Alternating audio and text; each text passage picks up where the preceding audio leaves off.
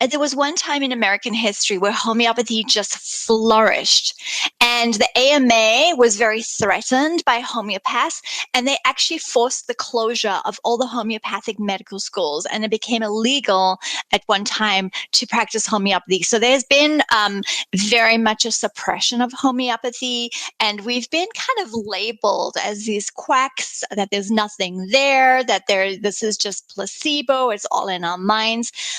In fact, Luc Montagnier, who was the Nobel laureate, are you familiar with him? Amazing man. He was actually received a Nobel Award for discovering the link between HIV and AIDS. Very esteemed scientist, brilliant man. I actually met him, which was one of the highlights of my career. And he then actually got really into homeopathy, and he actually found a plausible mechanism of how homeopathy works. He actually did all this amazing research in equatorial Africa, and he developed these machines, this equipment to actually detect ultra diluted doses of homeopathic medicines and differentiate them from others. And he actually had to do this in equatorial Africa because his equipment was so sensitive that any noise from like cell phones, Wi-Fi's could actually sometimes interfere. And as soon as he started to talk about and speak out about homeopathy, then suddenly he went from this esteemed scientist to a quack.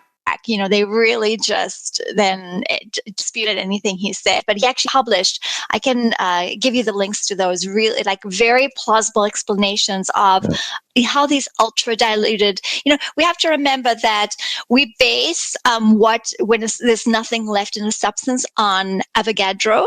Avogadro was a 1700 scientist, and that is long. We're using science that is largely outdated.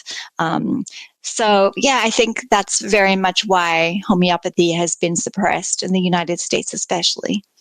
Follow the money.